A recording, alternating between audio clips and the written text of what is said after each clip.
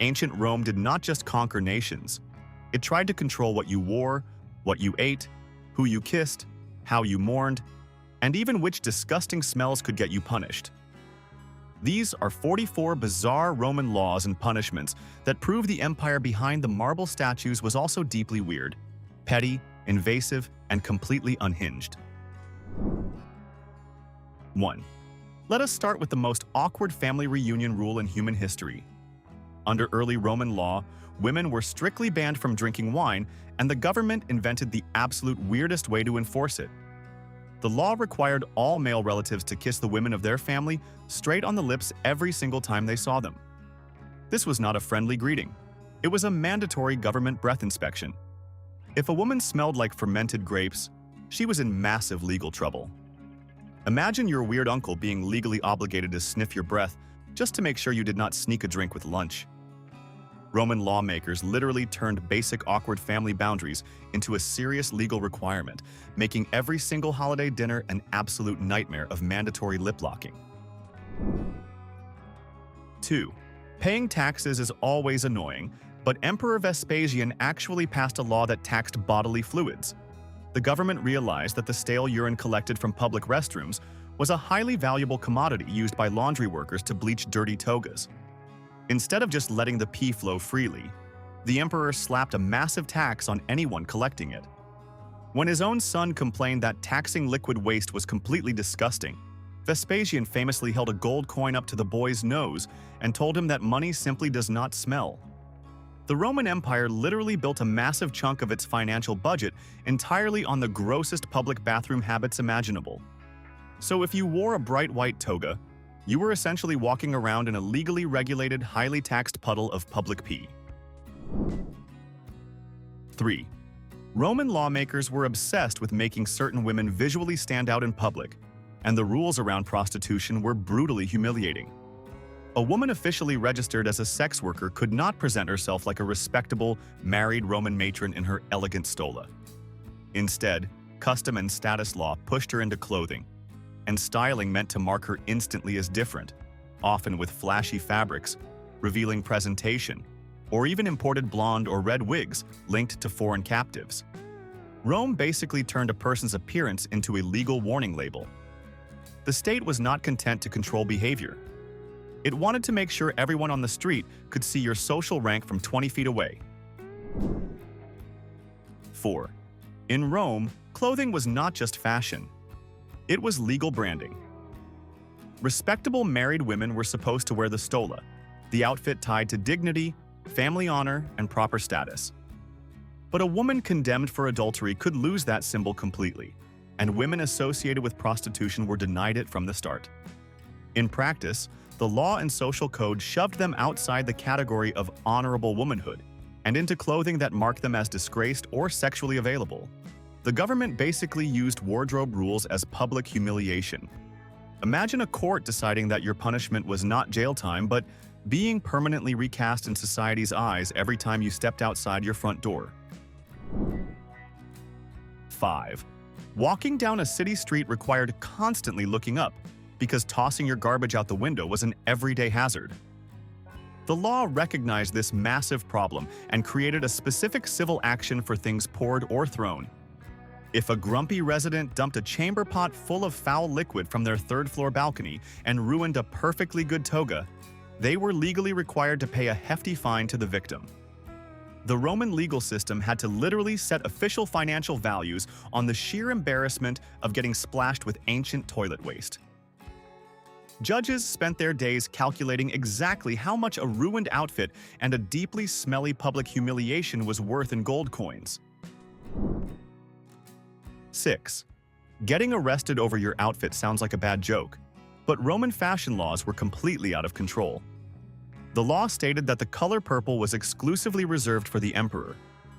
This dye was incredibly expensive to make from thousands of crushed sea snails, so the government decided nobody else was allowed to look that fabulous. If a regular citizen dared to step out of their house wearing a fully purple toga, they were not just given a simple fashion citation. They were charged with literal treason against the state. You could lose your entire fortune and be kicked out of the city forever, just because you wanted a pop of bright color in your wardrobe. Roman authorities acted like the most aggressive fashion police in existence, treating a simple clothing choice like a major crime. 7. Traffic jams are nothing new, but Julius Caesar passed a city ordinance that accidentally created the loudest nightmare in history.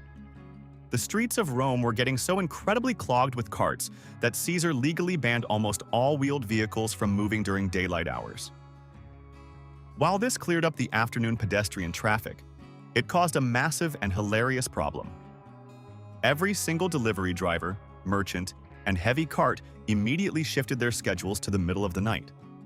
Citizens were suddenly treated to the absolutely deafening sound of heavy wooden wheels smashing against stone cobblestones all night long. The government tried to solve a basic traffic problem and legally doomed an entire city to extreme insomnia, proving that terrible city planning is ancient. 8. Throwing a dinner party in Rome came with legal restrictions that sound completely made up. The government was deeply terrified that citizens were spending too much money on luxury foods, so they passed a bizarre piece of legislation that strictly regulated exactly what you could feed your guests. Specifically, it made it a serious crime to serve a fattened chicken. You were legally only allowed to serve one single, skinny, unfattened hen per banquet. Wealthy Romans immediately found a ridiculous loophole by feeding their roosters food soaked in milk, making the male birds incredibly plump without technically breaking the hen law. The entire highly advanced legal system found itself in a totally absurd cat-and-mouse game over the exact weight and gender of dinner poultry. 9. Roman property laws were so petty that they officially regulated exactly how you could retrieve fruit that fell off a tree. If your neighbor had a massive apple tree and the fruit fell into your yard, you were legally forbidden from just keeping it or throwing it away, but the neighbor could not just barge into your yard whenever they wanted either. The law stated that the owner of the tree was allowed to enter your private property only every other day to pick up their fallen fruit. This created a hilarious legal cycle of neighbors intensely staring at each other across the fence, waiting for the clock to strike midnight so they could legally invade a backyard to grab a single bruised apple. It was a perfect system designed to ensure everyone in Rome stayed in a permanent state of annoyance. 10. Roman officials got weirdly emotional about pants. By late antiquity, emperors were so anxious about foreign influence that they issued decrees against so-called barbarian dress inside Rome, especially trousers, heavy sleeves, and fur outfits associated with outsiders from the colder frontiers. To Roman traditionalists, pants were not practical winter clothing. They were a cultural red flag that screamed, "This guy is drifting away from proper Roman identity." The government treated a basic wardrobe choice like a miniature act of rebellion. So yes, there was a point in history when covering both legs in a sensible way could make the state look at you like you were personally helping civilization collapse one woolly trouser leg at a time. 11.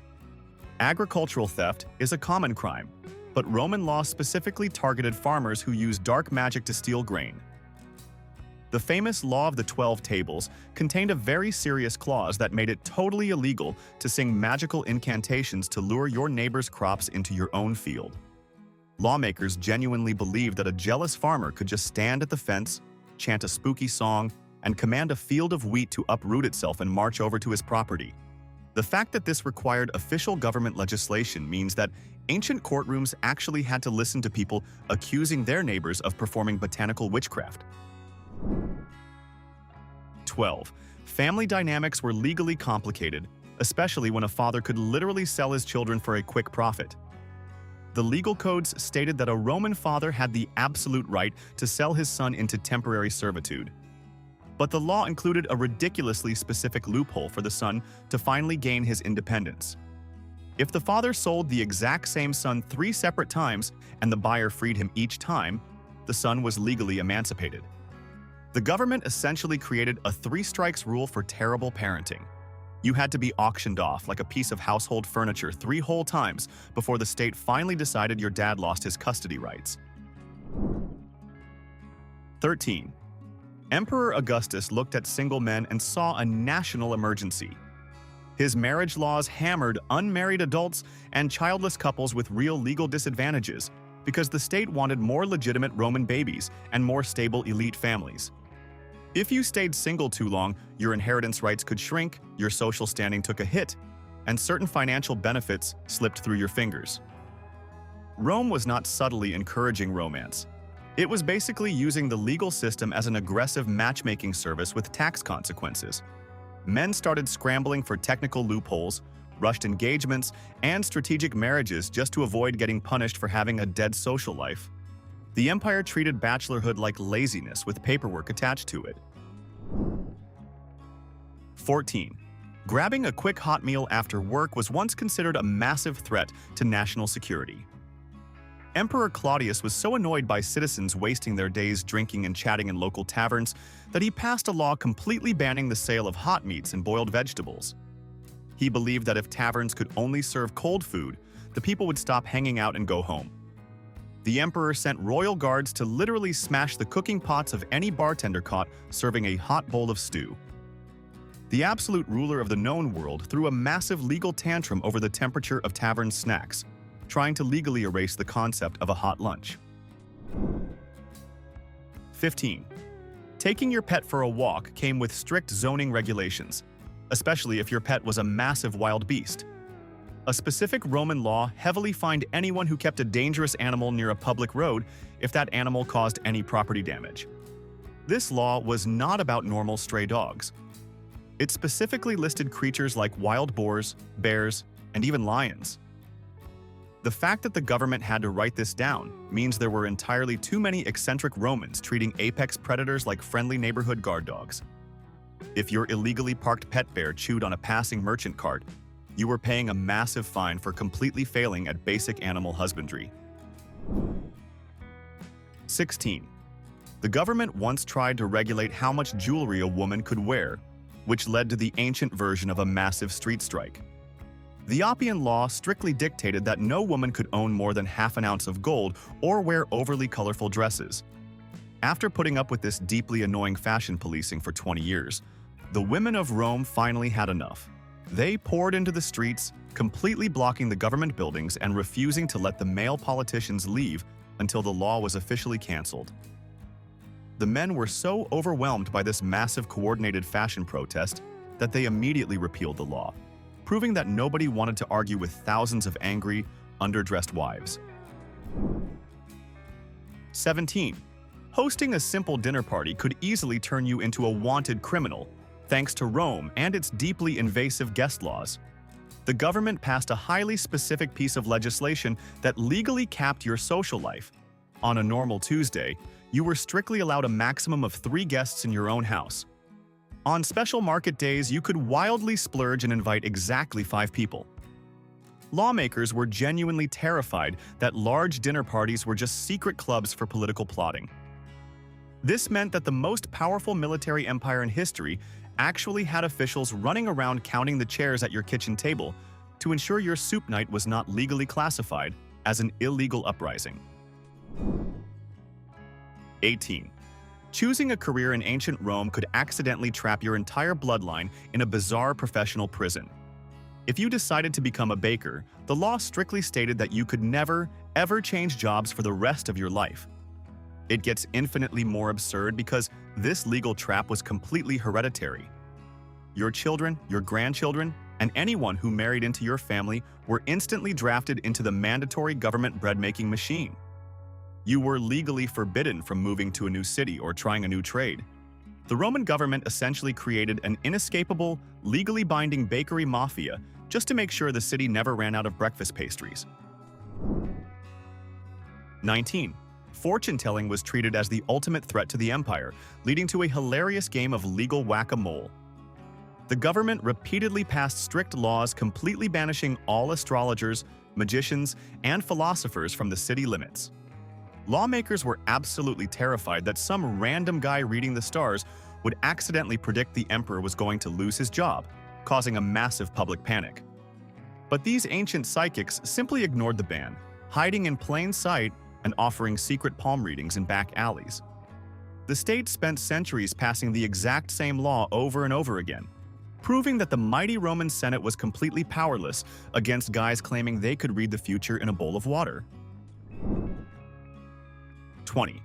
Buying a slightly defective piece of property came with an incredibly awkward legal return policy. If you bought a chariot or a piece of land that had a hidden legal dispute or a serious physical flaw, the law demanded a highly specific cancellation ritual. You could not just show a receipt to get your gold back. The buyer and seller had to publicly meet with a government official holding a large bronze scale. You had to physically strike the scale with a copper coin, while loudly chanting a completely bizarre legal spell declaring the transaction void. It was essentially a mandatory piece of extreme public theater, where grown men angrily hit metal objects with money just to legally return a broken wooden wheel. 21. Roman real estate developers were so notoriously terrible at their jobs that the government had to pass emergency skyscraper laws. Because landlords kept hastily slapping together cheap apartment buildings made of terrible wood and mud, these structures were constantly collapsing into the streets. Emperor Augustus finally got so annoyed by the daily avalanches of falling apartments that he legally capped all buildings at a maximum height of 70 feet. Later, emperors realized even that was too generous and lowered the legal limit to 60 feet. The law essentially admitted that Roman builders were so stunningly incompetent that the government had to make tall buildings completely illegal just to keep citizens from having their living rooms violently cave in on them during dinner. 22. Rome tried to make the legal system look noble by pretending good advocacy should never feel like a normal paid job. Rules like the Lex Cincia restricted lawyers from openly charging fees, which sounds honorable right up until you remember that rich people are experts at pretending bribes are gifts. So nobody was supposedly paying for courtroom help. They were just showing deep personal gratitude afterward with land, cash, influence, or some incredibly convenient favor. The whole system was a masterpiece of Roman hypocrisy. The Republic basically outlawed honest invoices and then acted stunned when elite attorneys found a sneakier, slimier way to get paid anyway. 23. Being a successful comedian could literally cost you your civil rights under Roman law. The government officially classified actors, stage performers, and comedians as completely disgraceful citizens, placing them in the exact same legal category as highly dangerous lawbreakers. If you chose a career in public entertainment, you were legally stripped of your right to vote in certain elections, and you were completely banned from ever running for public office. The Roman Senate loved watching hilarious stage plays, but they were deeply disgusted by the people who actually performed them. It was a bizarre legal paradox, where the absolute funniest people in the empire were treated like complete outcasts simply because they were really good at making politicians laugh. 24. The legal rules for borrowing your neighbor's stuff were shockingly aggressive and petty. Under Roman civil law, if you borrowed a heavy wooden carriage for a very specific trip, you were legally committing outright theft if you drove it even 1 mile further than agreed. If you told your neighbor you were driving to the local market but you accidentally took a scenic detour to visit a friend, your neighbor could literally sue you for extreme grand larceny. The legal system had zero concept of a harmless mistake or a slight change of travel plans. Roman courts were constantly clogged with furious neighbors suing each other over borrowing a gardening tool and holding on to it for exactly 5 minutes longer than legally permitted. 25. Roman bathhouses were chaotic little worlds packed with steam, gossip, lockers, and way too many chances for theft. Lawmakers took bathhouse stealing seriously because people left their clothes, sandals, and personal items unattended while bathing, making the whole place a paradise for shameless opportunists. Jurists even discussed these cases separately because public baths created special problems of trust, crowding, and easy access to other people's stuff. So if some sneaky idiot slipped off with your tunic while you were in the hot room, that was not brushed off as a funny misunderstanding. It could trigger serious legal trouble and harsh penalties. Rome had enough common sense to know that stealing a sweaty outfit in a bathhouse was still stealing, even if the victim was naked and furious. 26. Writing a sassy poem could literally get you kicked out of the civilized world. The emperors were incredibly sensitive about their public image, so writing sarcastic verses about the government was a massive legal offense. If you wrote a catchy rhyme that made fun of the leader, you were not just heavily fined, you were completely banished to the absolute worst, freezing corners of the empire. Just look at the wildly famous Roman poet Ovid. He was the absolute superstar of Roman literature until he accidentally wrote a controversial poem that deeply annoyed Emperor Augustus. Without a proper trial, the government legally seized his property and shipped him off to a miserable, freezing town near the Black Sea. The greatest writer of his generation spent the rest of his life crying in the snow, entirely because his poetry was just a little too spicy for the fragile Roman legal system. 27. Tripping over your own feet during a public holiday was treated as a monumental legal and religious disaster. Roman religious laws demanded absolute, robotic perfection during any official state ceremony. If a magistrate was carrying a bowl of sacred wine and accidentally stumbled, spilling even a single drop on the marble floor, the entire multi-day festival had to be completely restarted from the very beginning. The government firmly believed that clumsy behavior was a direct insult to the gods. The Senate would legally mandate that thousands of people had to stop partying, go back home, and pretend the holiday was starting all over again the next morning. Imagine being the one legally documented clumsy guy who tripped on a loose rock and forced the entire Roman Empire to redo a massive 4-day parade just because of bad balance. 28. Feeding the wrong bird could get you in massive legal trouble because the Roman government had a deeply weird obsession with geese. After a flock of noisy geese famously honked and woke up the city guards to warn them about a sneak attack by invading armies, the state legally declared the birds to be absolute sacred heroes. Under Roman law, harming, scaring, or even slightly annoying a temple goose was a severe criminal offense. The law officially mandated a bizarre annual parade where a heroic goose was placed on a fancy purple cushion and carried through the streets in pure luxury. The government essentially created a massive, legally binding national holiday dedicated entirely to treating aggressive farm poultry like absolute royalty, punishing anyone who dared to shoo them away from a public sidewalk. 29. Being a highly competitive sports fan in ancient Rome was heavily regulated by intense anti-magic laws. Chariot racing was the absolute biggest sport in the empire, and fans were completely obsessed with their favorite teams. But some fans took it entirely too far by burying lead-cursed tablets under the dirt racetrack to magically slow down the rival horses. The government was genuinely terrified of this sports witchcraft and passed strict laws making it a massive crime to cast a magic spell on a chariot driver. If you were caught burying a spooky piece of metal telling the gods to make the blue team lose a wheel, you were arrested for legally interfering with a sporting event via dark sorcery. The Roman guards literally had to patrol the stadiums looking for intense fans, trying to magically manipulate the weekend race results. 30. Getting a simple haircut on a Roman sidewalk involved incredibly complex and bizarre liability laws. Barbers completely lacked private shops and just shaved customers right in the middle of busy, chaotic public squares. Under the highly specific property damage laws, if a group of guys were playing a game of catch nearby and accidentally threw their leather ball into the barber, causing him to accidentally slice the customer, the legal blame was wildly shifted. The law explicitly stated the barber was completely innocent. Instead, the guy who threw the heavy ball was legally sued for the medical damages.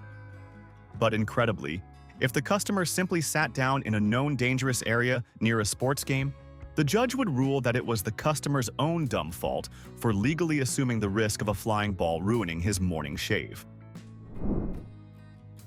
31.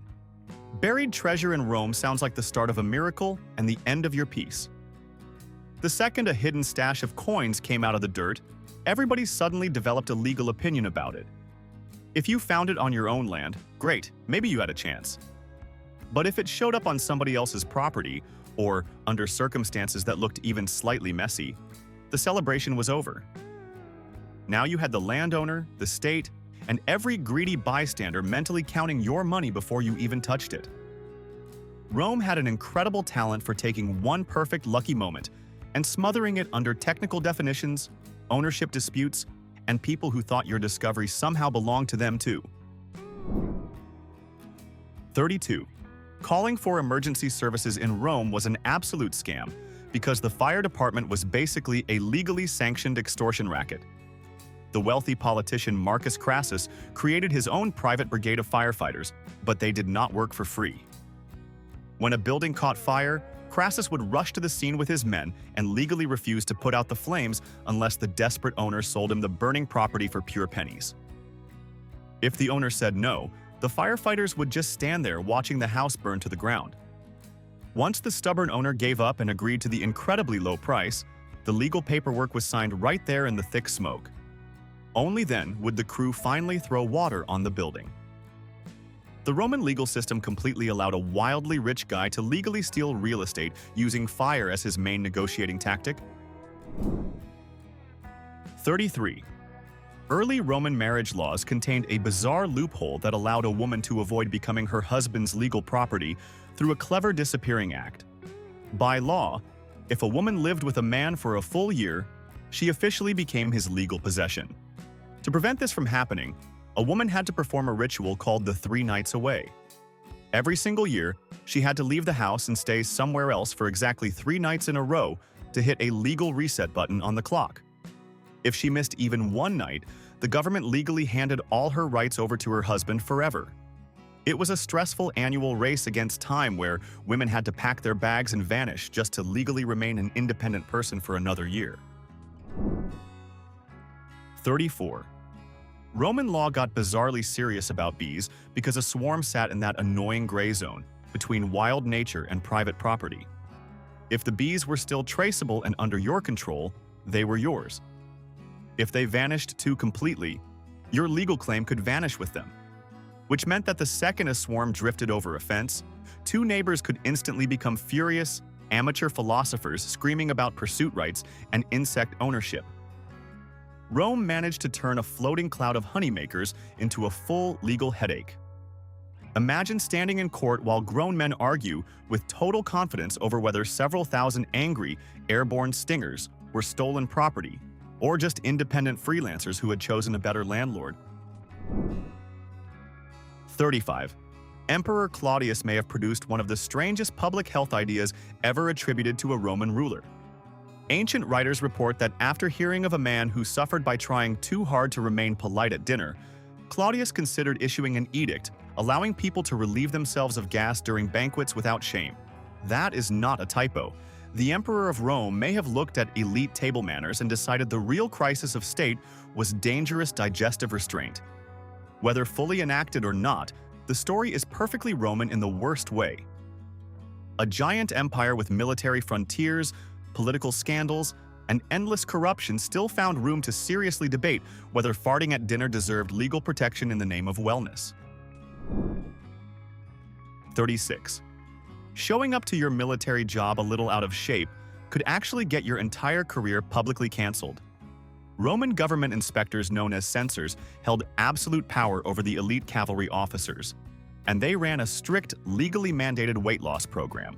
If a wealthy knight showed up to the annual parade looking entirely too chubby to safely ride his assigned horse, the censor would legally strip him of his military rank right on the spot. The government officially cited him for the crime of being too heavy to defend the Republic. Lawmakers literally instituted a mandatory fat-shaming tribunal where highly decorated soldiers were officially fired and humiliated in front of the entire city simply because they enjoyed a few too many honey cakes over the winter holidays. 37. If you stole a quick glance at a specific religious statue during the wrong time of year, you could completely ruin the entire political system. The law surrounding the sacred women-only festivals was so insanely strict that men were legally banned from even knowing what the party decorations looked like. Take the wildly famous case of a young politician named Clodius. He dressed completely in drag, wearing a female wig and heavy makeup just to sneak into Julius Caesar's house during a forbidden nighttime event. When his totally awful disguise was discovered by a maid, the entire Senate lost their minds. He was dragged to court for legally polluting a religious event, proving that terrible cross-dressing was an actual crime against the state that could ruin a political career forever. 38. Roman funeral laws could be shockingly controlling, especially when officials decided mourning had become too loud, too theatrical, or too politically disruptive. The 12 tables and later customs tried to limit excessive displays, including professional wailing, dramatic self-harming, and over-the-top public lamentation. To Roman elites, a funeral was not supposed to turn into a street performance where grief swallowed the whole neighborhood. So the law stepped in and started regulating sorrow itself. Rome basically looked at human heartbreak and said, "Yes, but keep it orderly." Imagine losing someone close to you and then having the state lecture you about the approved volume, choreography, and emotional style of your own mourning procession, as if your pain were creating unacceptable civic noise. 39. Roman marriage policy was so invasive that even grief came with government deadlines. Under the social laws pushed in the age of Augustus, widows were expected to remarry within a limited period or risk legal disadvantages tied to inheritance and status. The state did not see mourning as a private emotional process. It saw an unmarried adult woman as a demographic problem waiting to happen. So while someone was still dealing with loss, family pressure, legal pressure, and social pressure all started piling on at once. Rome basically put a bureaucratic timer on heartbreak. Imagine losing your spouse and then getting the political message that your sadness had already lasted long enough, and the empire would now like you back on the marriage market immediately. 40. Roman law was so obsessed with exact wording that a perfectly valid case could die just because you said the wrong thing out loud. In the older legal system, some claims had to be spoken in precise formulaic language, and if you messed up the wording, the court could wreck you before the real dispute even started. So a person could be obviously wronged, obviously angry, and still obviously lose because one technical term came out wrong. That is not justice. That is a legal spelling bee with financial consequences. Rome built parts of its courtroom system like a verbal minefield where one sloppy phrase could blow up your entire lawsuit on the spot and send you home poorer, humiliated, and probably still furious at whoever wronged you in the first place. 41. The Romans had a weirdly inconsistent relationship with gambling.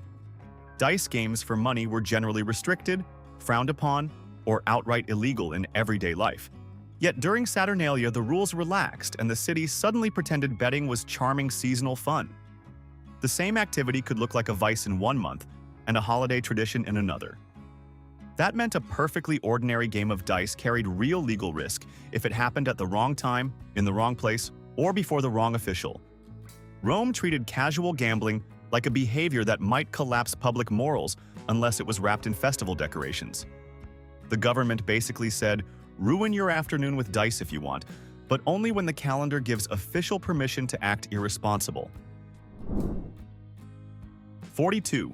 Roman sumptuary laws were basically the government glaring at rich people and saying, "Do you have to be this obnoxious?" Officials kept trying to regulate luxury by limiting what elites could wear, serve, display, or hoard, because too much silver and too much flashy consumption made moralists act like civilization itself was about to fall into a gold-plated soup bowl. The state was deeply offended by the idea of wealthy Romans treating dinnerware like a competitive sport. So censors kept poking their noses into private life, trying to bully the upper class back into some approved fantasy of modesty. Rome reached the absurd point where owning fancy household goods could start looking less like success and more like evidence in a political case against your character. 43. Greeting your best friend with a polite kiss on the cheek suddenly became a massive public health crime thanks to Emperor Tiberius. A highly contagious and extremely itchy skin rash started spreading rapidly through the wealthy aristocratic neighborhoods of Rome. Instead of inventing better ancient medicine, the emperor passed a strict decree completely banning all public kissing across the entire city. The imperial guards were legally ordered to patrol the crowded streets and intensely watch how citizens said hello to each other. If you bumped into your favorite neighbor at the busy morning market and gave them a quick smooch on the cheek, you were heavily fined for legally endangering the empire. The absolute ruler of the known world basically turned his entire elite military police force into aggressive anti-kissing monitors to stop a facial itch. 44. Roman slave sales came with a brutally transactional level of required honesty. Under the rules enforced by the aediles, Sellers were expected to disclose important defects in an enslaved person being offered for sale, including health issues, tendencies to run away, or other problems that could affect value. Buyers who discovered major undisclosed defects could sometimes bring legal action, because even in a slave market, Rome wanted the commercial paperwork to be accurate. That sentence alone is enough to make your skin crawl. The system was not humane. It was organized.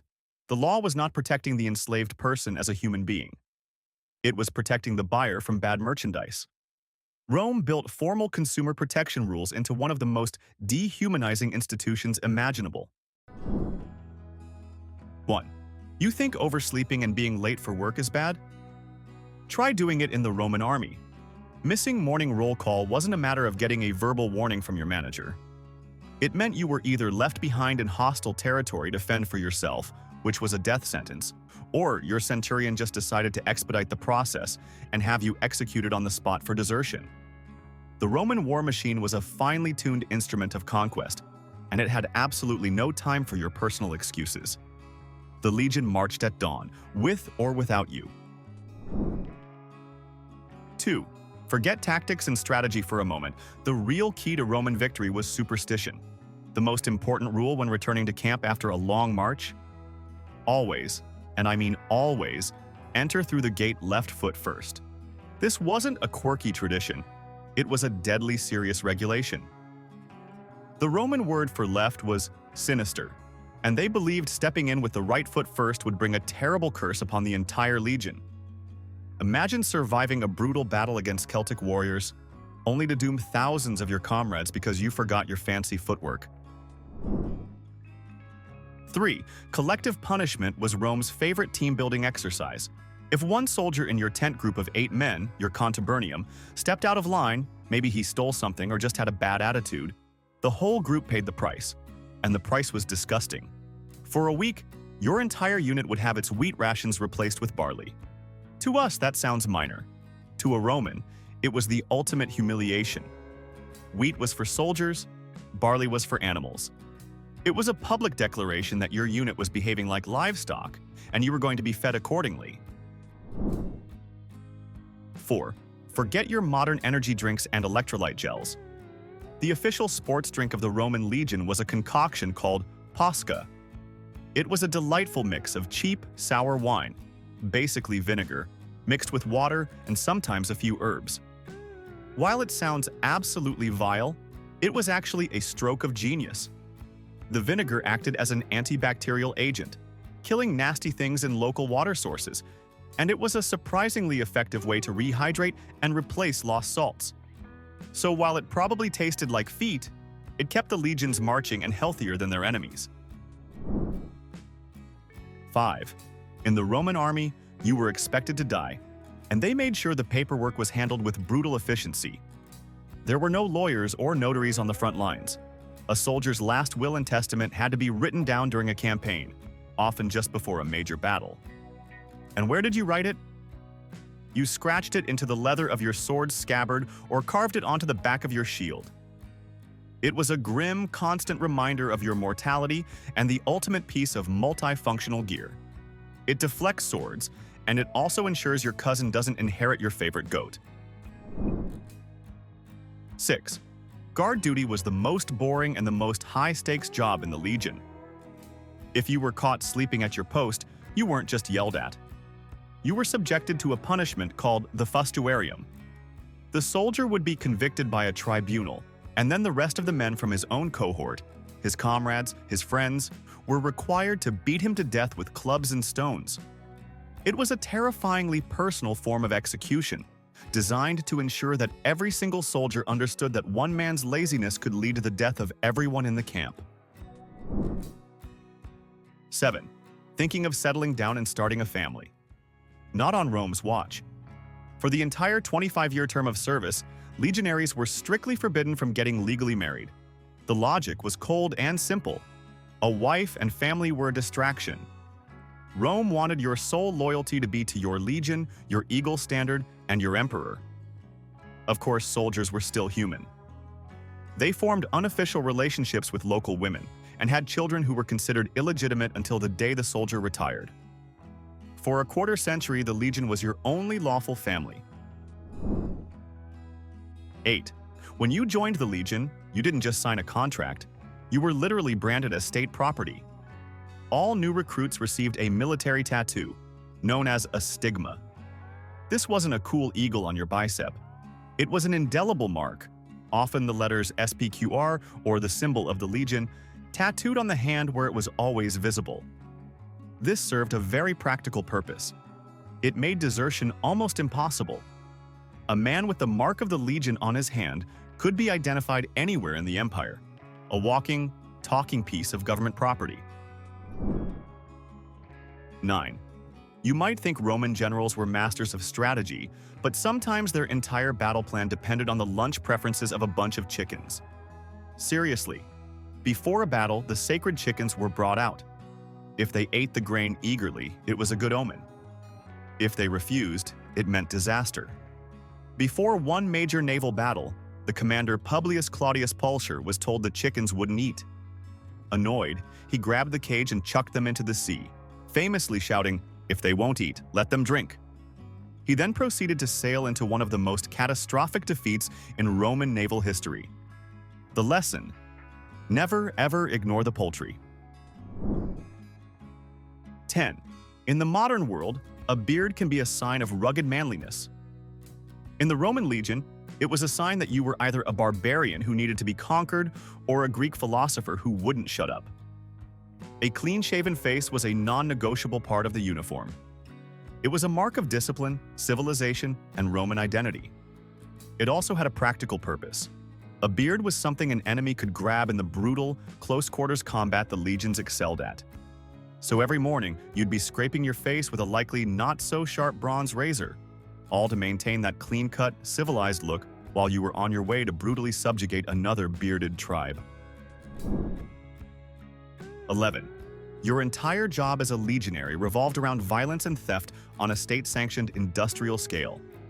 You were a professional plunderer. But if you dared to steal a wineskin or a loaf of bread from the man sleeping next to you in your tent, you were considered lower than the enemy you just slaughtered. Trust was the glue that held the legion together.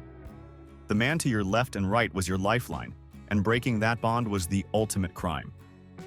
The punishment for theft within the ranks was swift and brutal, often execution.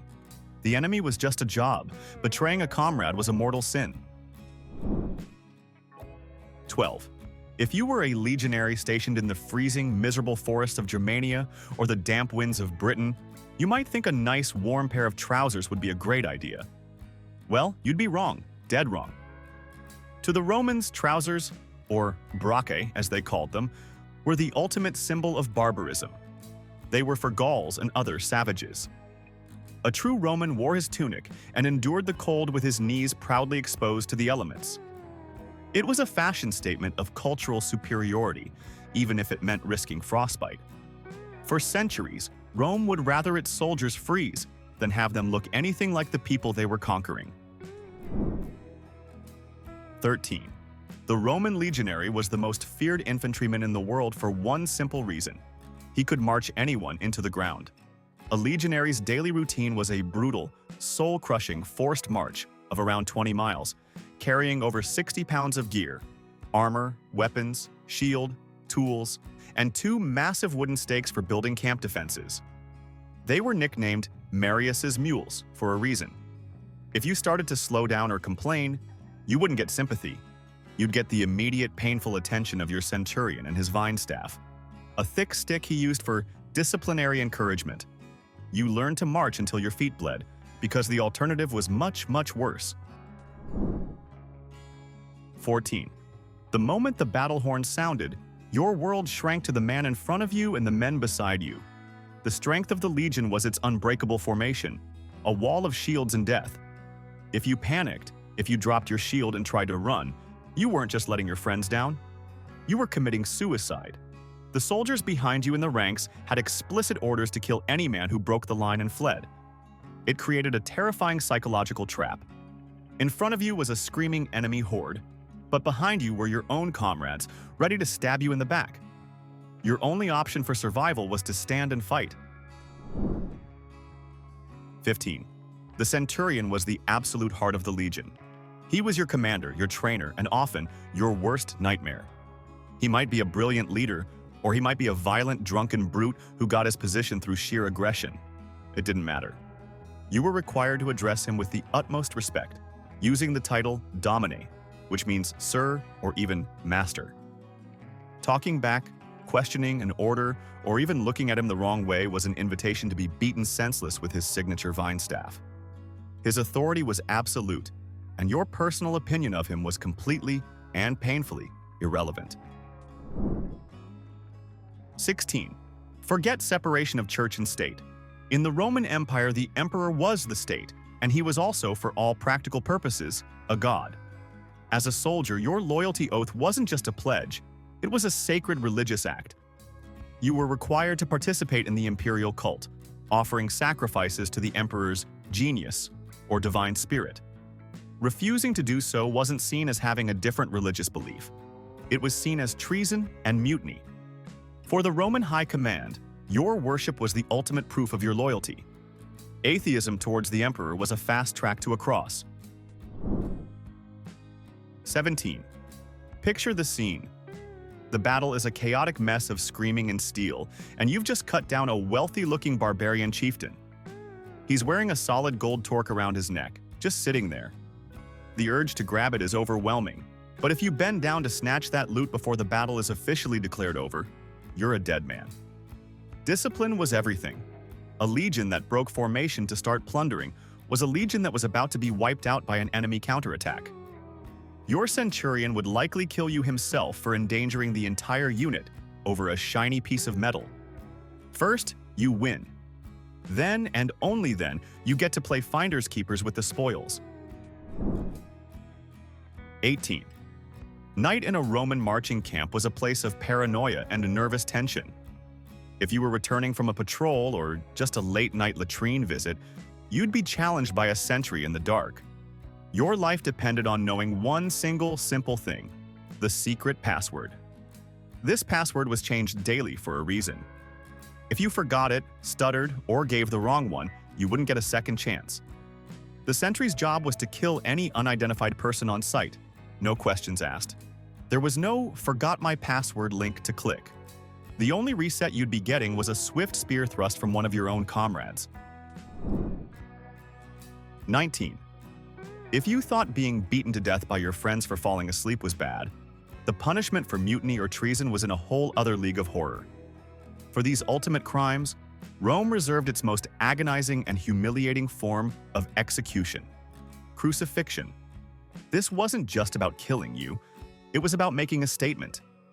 You would be nailed to a cross and left to die slowly over days from exposure and asphyxiation, all while being displayed publicly as a warning to others. It was a soul-crushing spectacle of state power, designed to utterly terrify anyone who even dreamed of challenging the authority of the legion or the emperor. 20. An army marches on its feet, and the Romans took this more seriously than anyone. Your standard-issue footwear, the heavy hobnailed sandals known as caligae, were your most important piece of equipment. You were expected to keep them in perfect condition. No excuses. A surprise gear inspection that found your sandals worn out or poorly maintained would result in a flogging. Why? Because a broken sandal on a 20-mile march leads to blisters. Blisters in a pre-antibiotic world could lead to a life-threatening infection. A soldier who couldn't march was a liability, and the legion had no tolerance for liabilities. Your feet were state property, and you'd better maintain them. 21. The Roman chain of command was brutally simple, and it was carved into the very wood of the centurion's vine staff. You did not question orders, you did not offer your opinion, and you absolutely never, ever talked back. Voicing dissent or arguing with a centurion was the fastest way to get an impromptu dental adjustment, courtesy of his favorite tool of discipline. The beating would be immediate, public, and painful. This system wasn't designed to foster creative thinking. It was designed to create instant, unquestioning obedience in the heat of battle. You learned very quickly that the only correct answer to any order was a silent, swift action. 22. So you've signed up for 25 years of grueling service to the greatest empire in the world. You must get paid well, right? Not exactly. First off, your salary was meager. Second, you had to pay for almost everything yourself from that salary. The state issued your basic gear, but you had deductions for food, for replacement boots, for your tent, and even for your own burial fund. That's right, you had to pay into a burial club to ensure you'd get a proper funeral if you died. You were risking your life for Rome, and they were docking your pay to cover the expenses of them getting you killed. 23. The Roman legion was a deeply religious and superstitious organization. Every major action, from marching out of camp to starting a battle, was preceded by a sacrifice to the gods. As a soldier, your attendance and participation were mandatory. It didn't matter if you were a Celt, a Gaul, or a Syrian who worshipped entirely different deities. You had to stand there, look respectful, and take part in the pagan rituals, which often involved the slaughter of animals and the inspection of their entrails. The smell alone was probably nauseating, but refusing to participate was seen as disrespecting the gods who protected the legion, making it a punishable offense. 24. In most armies, an act of individual heroism is rewarded with a medal. In the Roman legion, it could get you executed. The strength of the legion was never the individual soldier. It was the unbreakable cohesion of the formation. If you, in a fit of bravery, decided to charge out of the line to take on an enemy champion, you were committing a crime. By breaking formation, you created a gap, a moment of weakness that could compromise the entire line and get hundreds of your comrades killed. This unsanctioned heroism was seen as a selfish act of vanity, and it was often punished with the same severity as cowardice. Rome didn't need heroes, it needed disciplined cogs in its war machine. 25.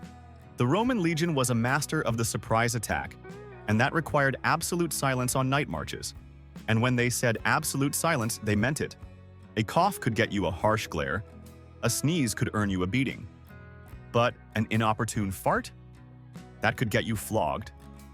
It sounds ridiculous, but a sudden noise could betray the position of thousands of men to a nearby enemy patrol, ruining a planned ambush and getting everyone killed. The Roman military command was the ultimate micromanager.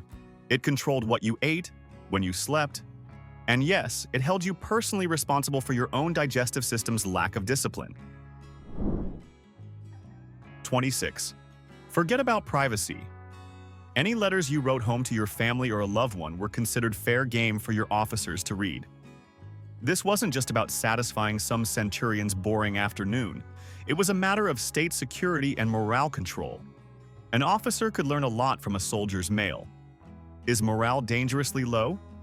Is there talk of mutiny brewing? Is this soldier accidentally leaking sensitive information about troop movements? Your personal feelings and private thoughts were just another potential source of intelligence for the Roman war machine. Nothing was truly your own. 27. You couldn't just grow your hair however you wanted. Every soldier was required to maintain the same, practical, no-nonsense haircut. Short on the back and sides, with the top combed forward in what we might recognize as a Caesar cut. This wasn't a fashion choice, it was a regulation with multiple purposes. It was hygienic, reducing the risk of lice in crowded barracks. It was practical, as long hair could be grabbed by an enemy in a fight. Most importantly, it was a uniform. It stripped away individual vanity and reinforced the collective identity of the legion, turning 1,000 different men into one unified, intimidating image. 28. In the Roman legion, you didn't own your body, you were merely borrowing it from the state. Therefore, hiding an injury was considered a serious crime. If you got a nasty cut, twisted an ankle, or felt a fever coming on and tried to tough it out, you were in deep trouble. Why? Because a small, untreated wound could lead to a major infection, rendering a soldier useless. By hiding your injury, you were depriving the legion of a functional warrior, which was treated as a form of desertion. You owed Rome your fighting fitness, and you would be punished for trying to conceal any damage to their property, which was you. 29. Get ready for the least fair management policy in history. If one man in your 8-man tent group, your contubernium, did something stupid, everyone paid the price. Did Gaius lose a piece of his gear? Everyone gets flogged. Did Marcus fall asleep on watch? Everyone gets put on latrine duty for a week. This wasn't about justice, it was about efficiency. The centurions knew that the fastest way to enforce discipline was to turn every soldier into a watchdog for his comrades. The constant threat of group punishment ensured that the soldiers policed themselves with a level of brutal vigilance that no officer could ever hope to achieve alone. 30. A retreat is the most dangerous moment in any battle. It's when order breaks down and soldiers get slaughtered. The Romans had a solution for this, and it was terrifying.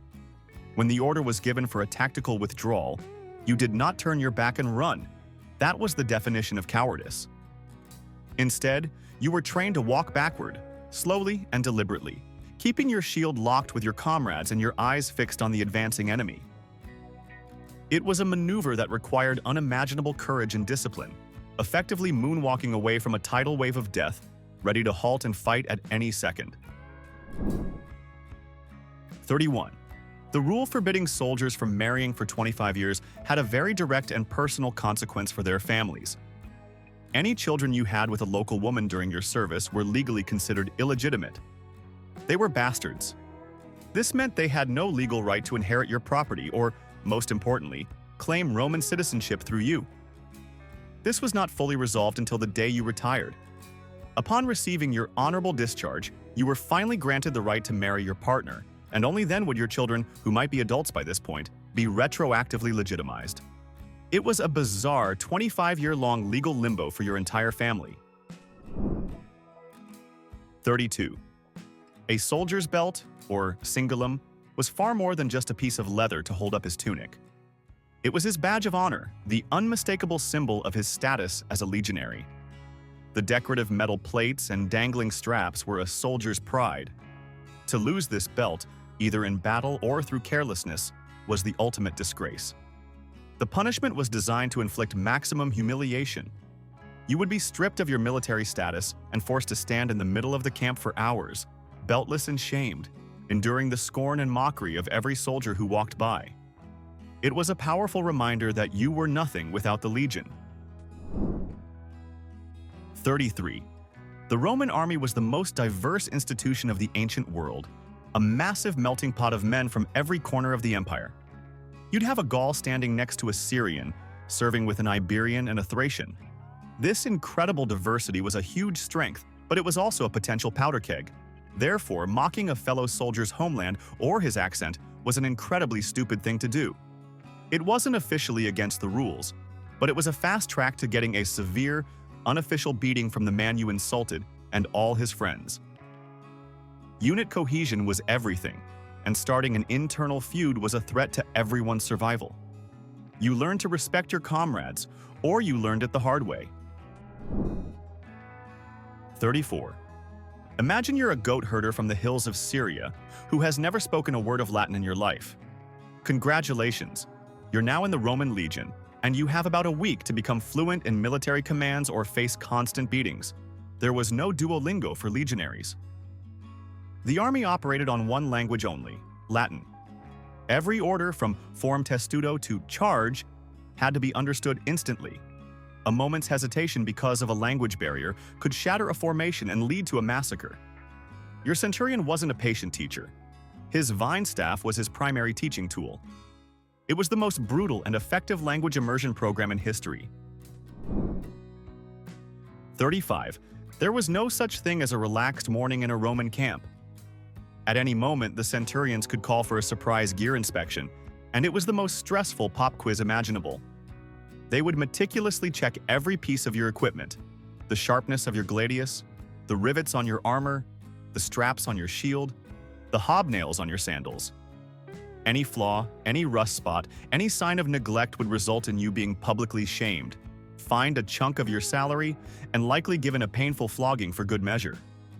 Rome knew that battles were won or lost based on the reliability of equipment, and your dignity was a small price to pay for that. 36. As if carrying 60 pounds of armor, weapons, and personal gear wasn't miserable enough, every single legionary on the march also had to carry 2 giant, sharpened wooden stakes.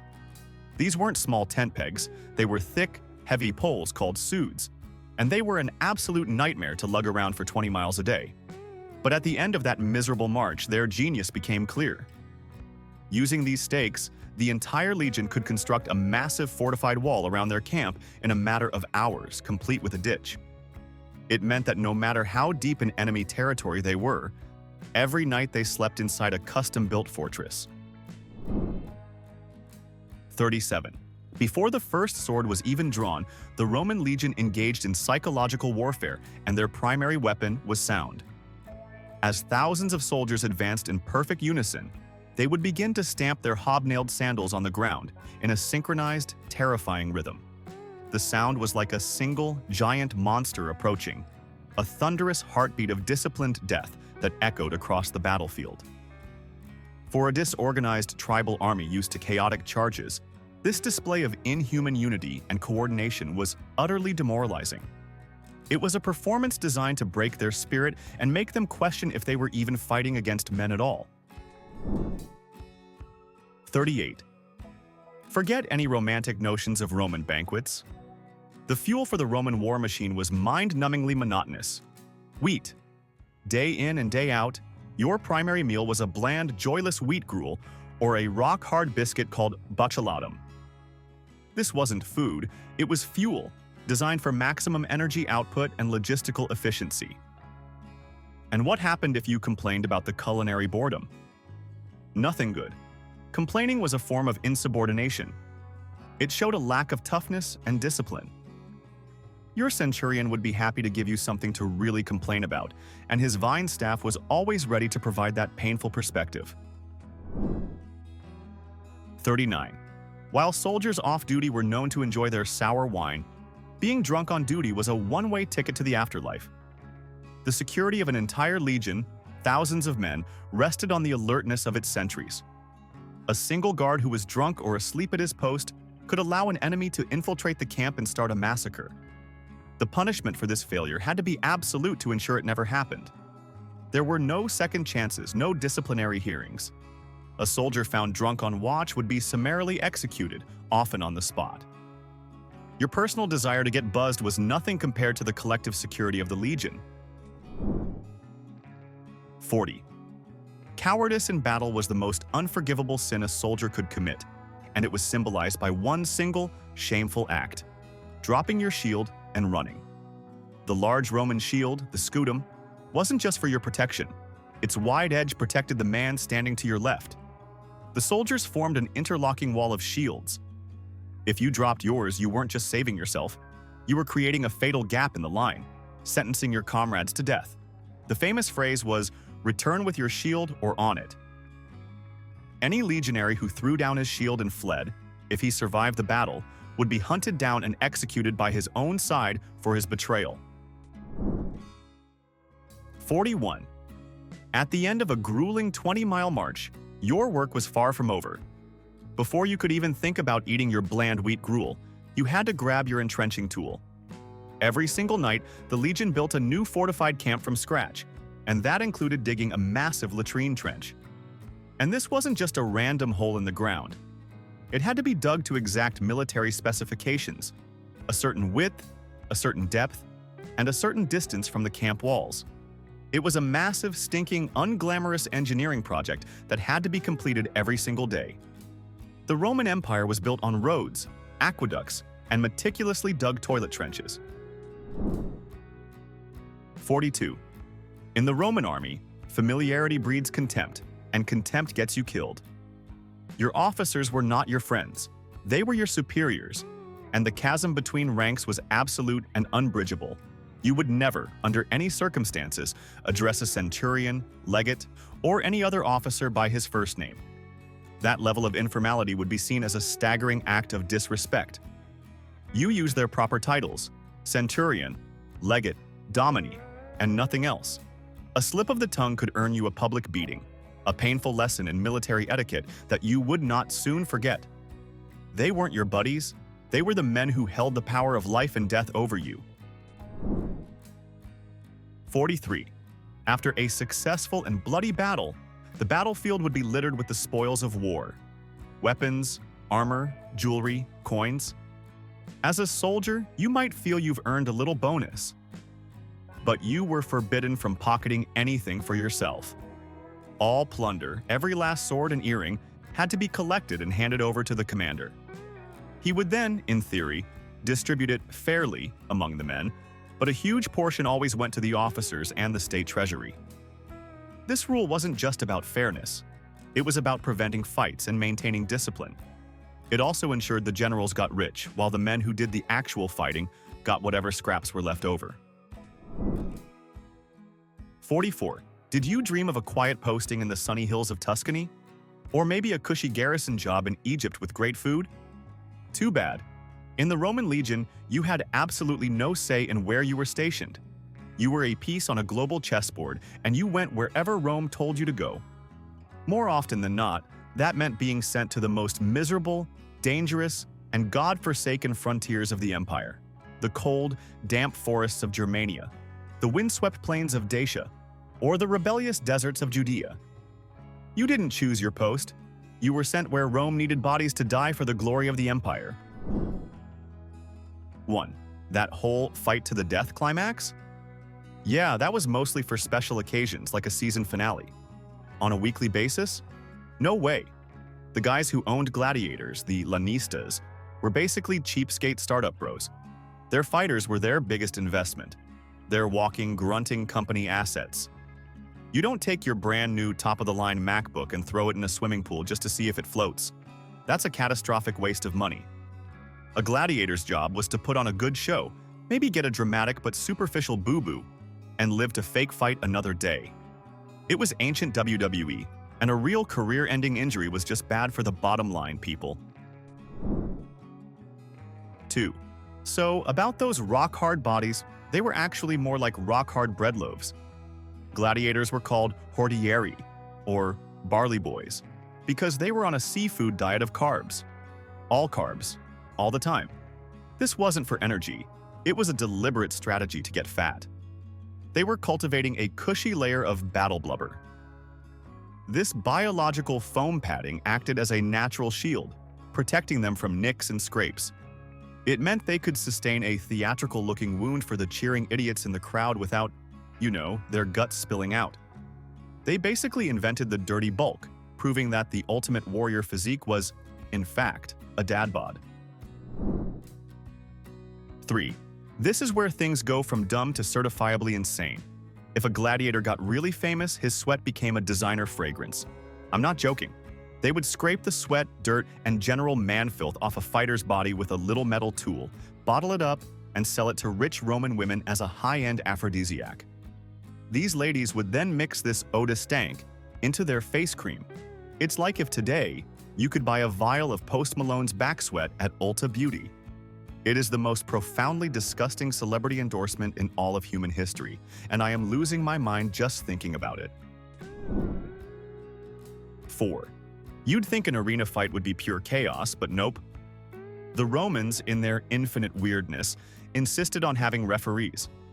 These guys, the Summa Rudis, stood in the arena like the world's most overzealous soccer moms, ready to blow the whistle.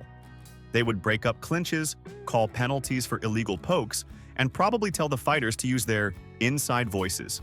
You can just hear it. Gaius, that was an unsanctioned net throw. One more infraction like that and you're in timeout. I mean it. It's the kind of soul-crushing middle management that proves even in a supposed blood sport, there's always room for paperwork and procedural nonsense. 5. The famous thumbs-down gesture for doom? Utterly, completely, laughably wrong. That's a Hollywood invention. Most evidence suggests thumbs down actually meant swords down, as in, put your toys away, the show's over. The real gesture for a final curtain call was likely a thumb pointed up, like a drawn sword. So every single time you see a movie emperor giving that dramatic thumbs down, he's actually telling the crowd, nah, this guy's cool, let him live, he tried his best. It retroactively turns every serious gladiator movie into an accidental comedy. 6. Just when you thought the Roman Entertainment Committee had run out of bad ideas, one of them said, hold my fermented grape juice. Thus, the andabata was born. This was a special type of gladiator who fought wearing a helmet with 0 eye holes. He was completely blind. His entire strategy was to stumble around swinging a sword while listening for his equally blind opponent. It's a concept so moronic, it had to have been conceived on a dare. It's not a fight, it's a game of Marco Polo where everyone loses and the prize is just not getting accidentally stabbed by some other idiot in a bucket helmet. 7. Being a gladiator was the ultimate social whiplash. In public, you were a god. You were Justin Bieber, but with a trident. Kids had action figures of you. Your face was on lunchboxes. But on paper, you were less than nothing. You were legally classified as infames, which put you in the same social doghouse as actors and clowns, which really tells you what Romans thought of the performing arts. This meant you could be the most famous person in the world, but you had the credit score of a ghost. You couldn't vote. You couldn't testify in court. You probably couldn't even get a library card. It was the celebrity dream with none of the perks. 8. Before bodybuilders were choking down chalky protein shakes, gladiators had their own signature wellness drink. And it was objectively revolting. After a workout, they would pound a beverage made of water mixed with plant ash. Yes, the dusty remains of a campfire. It sounds like a punishment, but the ash was packed with calcium and minerals for bone health. You have to admire the commitment to sports nutrition, but my God, it was the ancient world's first and worst health fad. A gritty, smoky sludge that probably tasted like licking a wet brick. It's a miracle anyone had the stomach to drink it, let alone fight afterwards. 9. So, the Romans got bored of watching men fight. What was their solution? Did they invent a new sport? Of course not. They just threw women into the arena. Yes, there were female gladiators, the gladiatrix. But it gets weirder. The Emperor Domitian, who was clearly running out of ideas, would stage novelty fights between these women and dwarves. I am not making that up. This wasn't a sport. It was a desperate cry for new content from a civilization that had seen it all. It's the ancient equivalent of a TV network greenlighting a show called Celebrity Dwarf Wrestling Housewives. It's so profoundly strange, you can't even be mad. You just have to be impressed by the sheer, unadulterated weirdness. 10. Owning gladiators was a business, and the owners, the Lanistas, ran it like a sleazy car rental agency. They would rent their prized fighters out to event organizers for the day. And here's the kicker. They had the ancient world's most brutal insurance policy. If the organizer returned the gladiator damaged, as in no longer breathing, they had to pay the Lanista the gladiator's full replacement value. You can just imagine the conversation at the returns desk. Yeah, so about Maximus, there's a bit of a scratch on him. A really big sword-shaped scratch. Here's your bag of gold, I guess. It was the ultimate you break it, you buy it policy. And it's why most fights were just for show. 11. Emperor Commodus, you know, the villain from that movie, was obsessed with being a gladiator. But he played the game on God mode. He'd step into the arena, dressed in fancy armor, to fight. But his opponents were given dull weapons and a very simple script. Make the emperor look cool, but for the love of Jupiter, do not actually touch him. It was the ancient equivalent of a billionaire renting out an entire basketball court to dunk on a bunch of 5-year-olds. He was getting the glory with zero risk. A trust fund kid playing make-believe while thousands of people had to pretend it was real.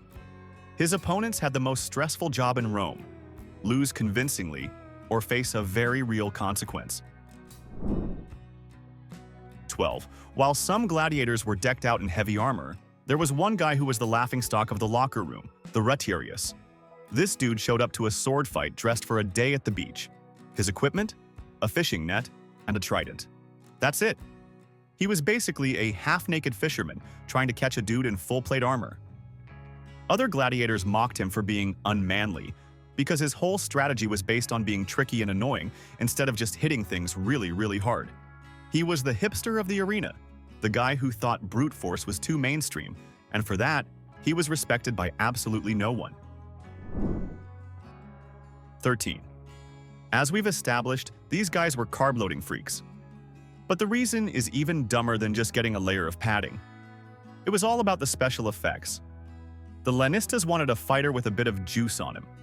That layer of fat meant that a shallow cut would look way more dramatic than it actually was. It produced a better visual for the cheap seats without damaging the product. It's like a movie director using extra corn syrup for fake blood. The entire business model was more sizzle, less steak. They wanted a spectacular show with lots of dramatic, gory-looking moments, but at the end of the day, they wanted their investment to be able to clock in for work on Monday. 14. Roman medicine was basically just a list of things you shouldn't do. For example, some people believed that the cure for epilepsy was to drink. Well, a gladiator's special recovery beverage. And by beverage, I mean the red stuff. Right from the source, freshly squeezed. This is the ancient equivalent of a Goop article suggesting you cure a headache by sniffing radioactive waste. It's not medicine, it's a public health crisis waiting to happen. The fact that people were so desperate and so poorly informed that this seemed like a viable medical treatment tells you everything you need to know about their healthcare system. Your doctor was just some guy who said, I don't know, try drinking that. 15. The origin story of the gladiator games is probably the most awkward party planning idea in history. It all started with Etruscan funerals. To honor the dead, they decided that a eulogy was boring. What would really honor Grandpa's memory, they figured, was making two guys whack each other with weapons near his grave. It was a solemn ritual that somehow, over time, spiraled out of control and morphed into the Roman equivalent of the Super Bowl. It's like if we started celebrating Thanksgiving by having a demolition derby on the front lawn. It's a bizarre leap in logic that took something grim and turned it into a multi-billion sestertii entertainment franchise. 16. The night before the games, the gladiators were treated to a public dinner called the Cena Libra. But it wasn't a party. It was the world's creepiest pre-owned car inspection.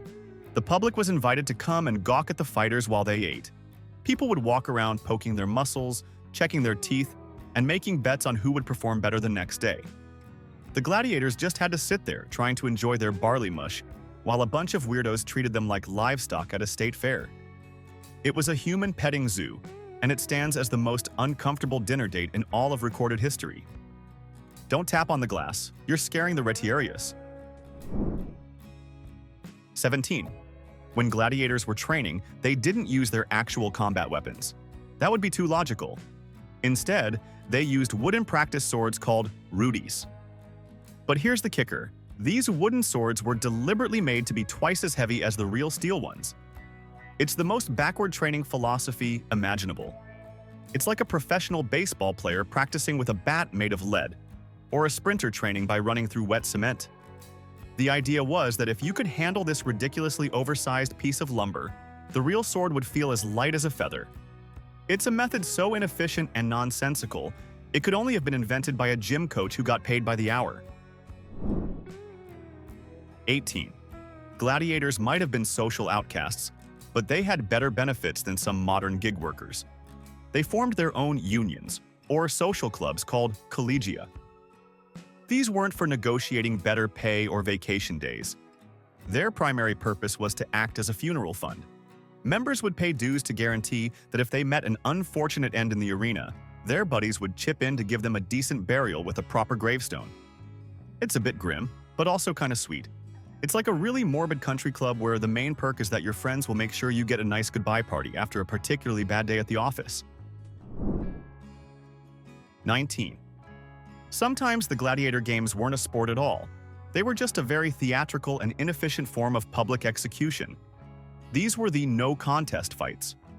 On one side, you'd have a seasoned, heavily armed gladiator. On the other side, some poor, unarmed criminal who had been sentenced to death. It wasn't a fight. It was a foregone conclusion wrapped in a show. It's like putting a grizzly bear in a boxing ring with a terrified accountant.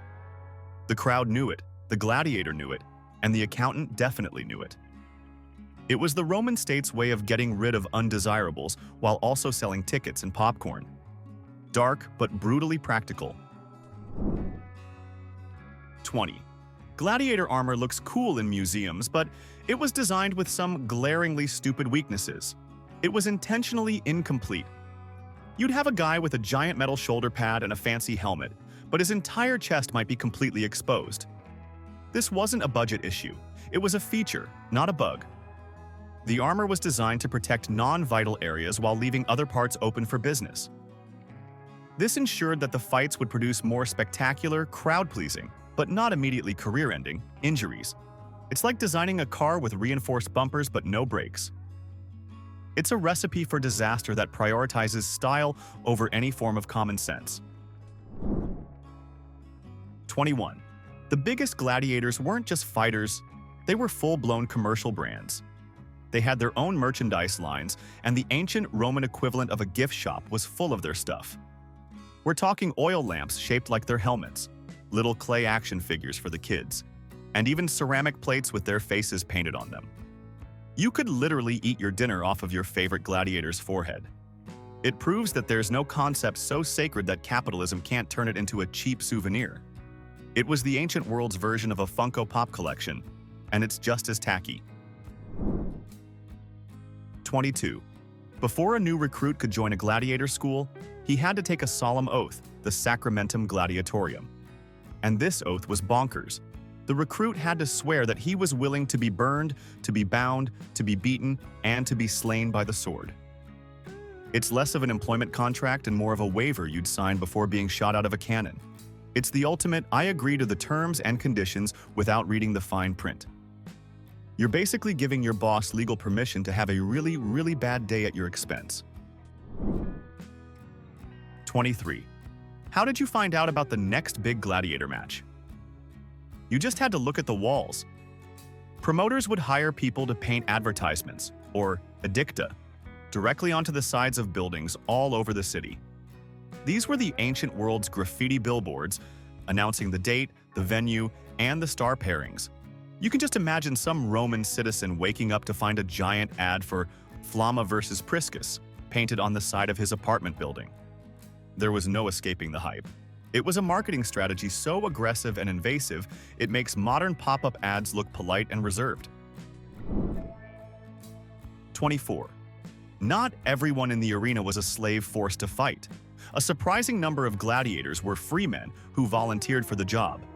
These guys were down on their luck, buried in debt, or just adrenaline junkies who were incredibly bored with their civilian lives. They would sign a contract for a set number of years, hoping to score a big payday or a bit of fame. It's the ancient Roman equivalent of a washed-up celebrity going on a reality TV show. It's a desperate last-ditch effort to get your life back on track by doing something profoundly stupid and dangerous in front of a live audience. 25. Despite the whole dangerous profession thing, gladiators had access to some of the best doctors in the Roman Empire. This wasn't because their bosses cared about their well-being. It was because they were expensive investments. A gladiator was like a prized sports car. You don't take it to a cheap mechanic when it gets a dent. They had specialized physicians who were masters of sports medicine, patching them up after every performance. It's a hilarious paradox. You have a job where getting stabbed is a daily occupational hazard, but you also get better healthcare than 99% of the population. It's like having a company doctor whose main job is to fix the damage caused by the company's other policies. 26. Public executions were often the opening act for the gladiator games, and the Romans decided to make them theatrical. They wouldn't just execute a criminal, they would turn it into a grotesque stage play.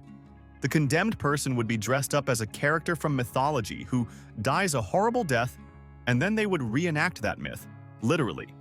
So you might be dressed as Icarus and pushed off a high platform, or costumed as Hercules and set on fire. It was the world's most messed up dinner theater, where the actors were on a one-way contract. It's a level of creative cruelty that is both horrifying and, from a production standpoint, bafflingly elaborate.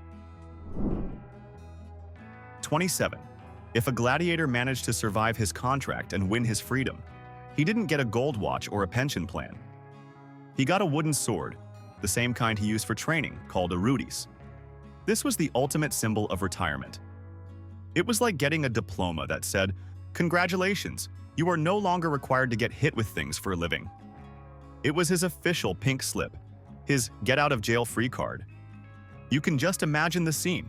After years of fighting, a guy's handed a piece of wood and told, "All right, you're free to go. Try not to get a real job. You're probably not qualified for anything else."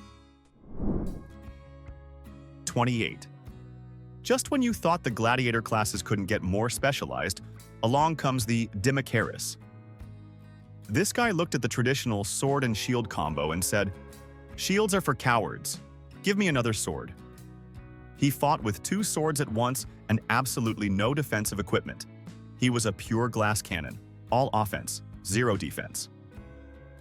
This was the guy in a video game who maxes out his attack stats and completely ignores his health bar. It was an incredibly flashy and ridiculously high-risk fighting style. He either won spectacularly or he lost even more spectacularly. There was no in-between for the Dimicaris. 29. Being left-handed in the Roman world was usually a disadvantage, but in the arena, it was a secret superpower. A left-handed gladiator, or sceva, was a nightmare to fight. Think about it.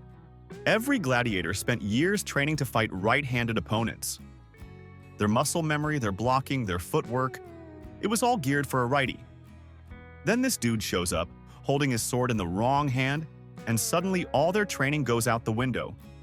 The angles are all weird, the attacks come from unexpected places.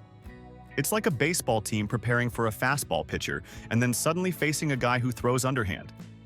It was a simple biological quirk that gave them a massive, often decisive advantage. 30. The area around the Colosseum was basically ancient Rome's version of a Las Vegas afterparty. And the gladiators were the main attraction. Wealthy Roman matrons, who were supposed to be the pinnacle of virtue, would secretly pay astronomical sums of money for a private audience with the hottest stars of the arena. It was the ultimate groupie culture. These guys, who were legally considered scum, were simultaneously the most desirable men in the city. They'd show up, probably still glistening with oil from their fight, and get paid a fortune for a night. It's the kind of hypocrisy that makes you realize that no matter the century, fame and a good physique will always trump social status. 31.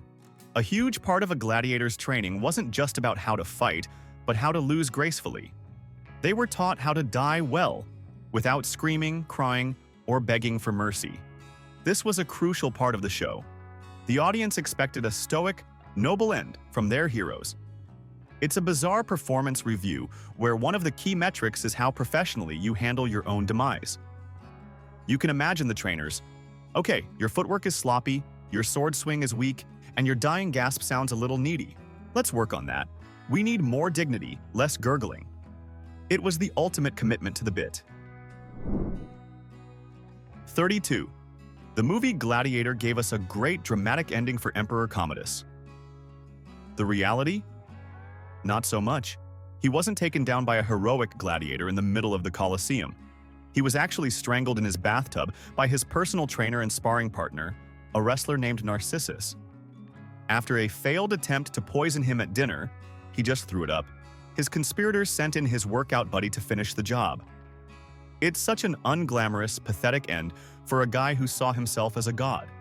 He didn't die a warrior's death. He died like a mob boss getting whacked in a steam room.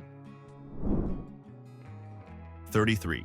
You've seen the movies where the hero gladiator bravely fights a tiger, right? Well, that's another Hollywood lie. Your average gladiator rarely, if ever, fought wild animals. That was a completely different job description for a specialist called a bestiarius. A gladiator's whole training was about fighting other humans.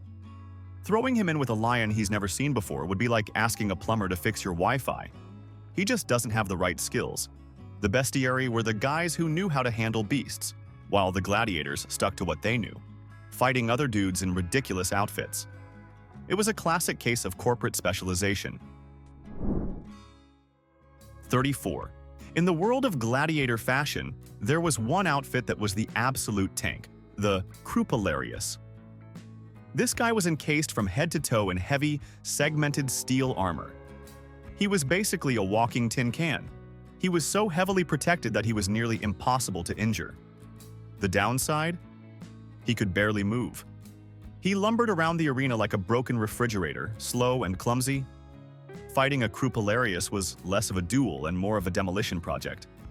You had to find a way to knock him over and then try to pry him open like a stubborn jar of pickles. He had all the defense, but the agility of a garden gnome. 35.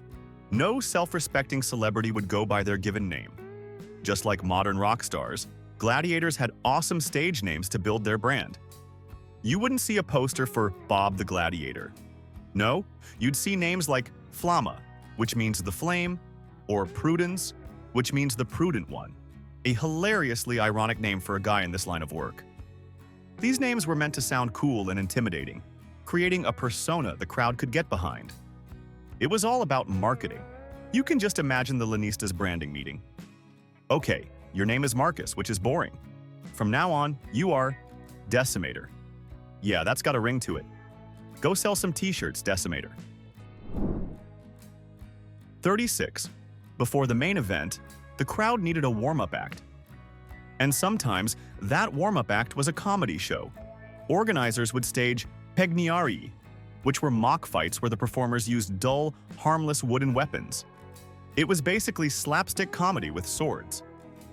These guys would whack each other with oversized, cartoonish weapons, probably making goofy sound effects and falling over dramatically. It was the ancient Roman equivalent of the Three Stooges, designed to get the crowd laughing and loosened up before the more serious performances began. It just proves that even 2,000 years ago, people loved a good dumb pratfall. 37. The guy who owned a gladiator school, the Lanista, could be fantastically wealthy. He could own a villa, have servants, and eat the finest foods. But in the eyes of Roman society, he had the social status of a pimp. He was seen as a traitor in human flesh, a man who profited from the suffering and degradation of others for entertainment. So while he might be rich, no respectable aristocrat would ever invite him to a dinner party. He was the guy who got rich off a dirty, shameful business, and everyone knew it. It's the ultimate money can't buy you class scenario.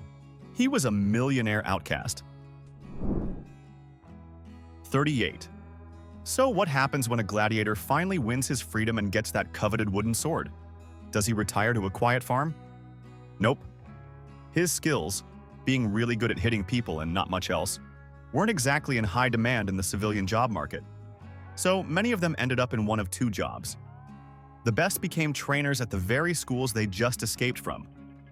Or, in a twist of supreme irony, they'd get hired as bodyguards for the same wealthy aristocrats who used to watch them from the stands. They went from being the entertainment to being the security, protecting the very people who once gambled on their lives. 39. Not every fight was a grueling, drawn-out affair. Some matches were held under a special rule, ad primum sanguinem, which means to first blood. The moment one of the gladiators got a visible cut, the fight was over. The referee would call it, and that was that. This was often used when two highly skilled and popular gladiators were matched up. The organizer didn't want to risk either of his prize assets getting seriously hurt. It was the gladiator equivalent of a friendly exhibition match. It gave the crowd a taste of action and a winner to cheer for without actually damaging the merchandise. It was a win-win for everyone except the bloodthirsty fans. 40. As if fighting on foot wasn't complicated enough, some gladiators did it on wheels.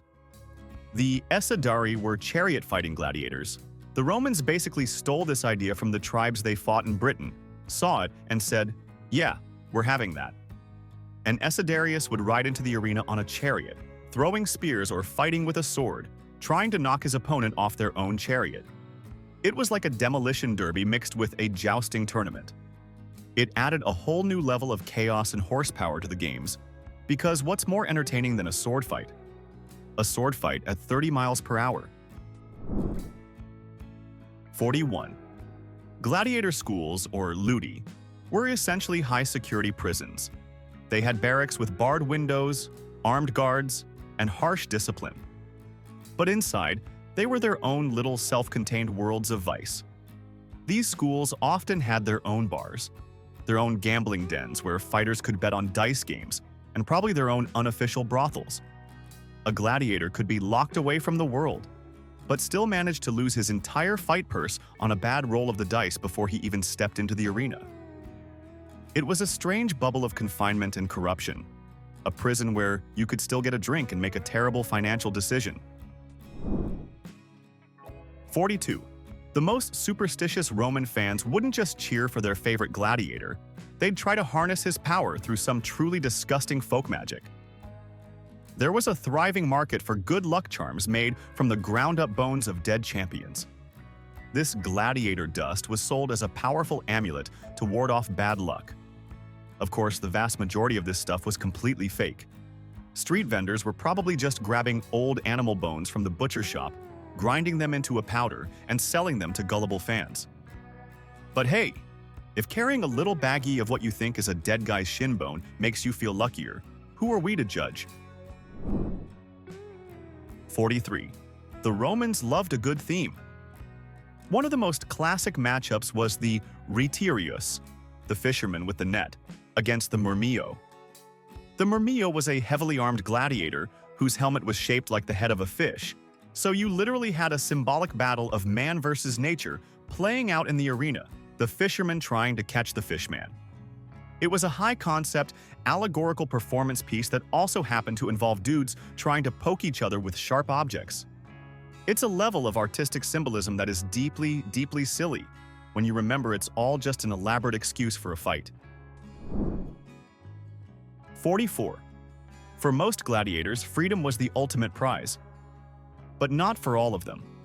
Some became so addicted to the roar of the crowd, the adrenaline, and the celebrity lifestyle that they couldn't give it up. The ultimate example was a Syrian gladiator named Flamma.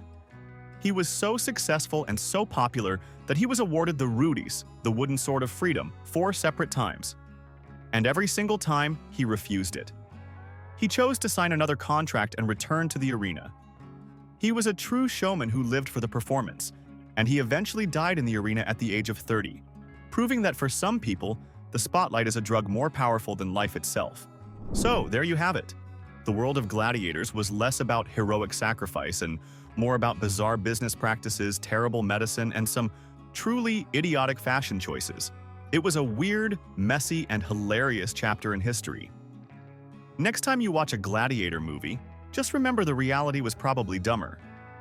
What's the most ridiculous job you can imagine someone doing for fame and money today? Drop your answer in the comments below. And if you enjoyed this dive into historical absurdity, make sure to hit that like button and subscribe for more.